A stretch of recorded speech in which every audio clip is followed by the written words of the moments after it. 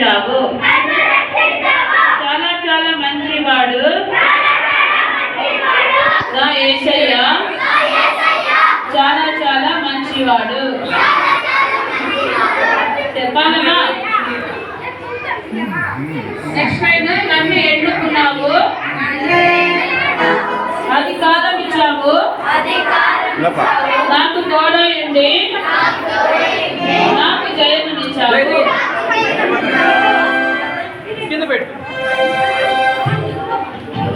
ఎలా శబ్దం అవ్వాలి తెలియా?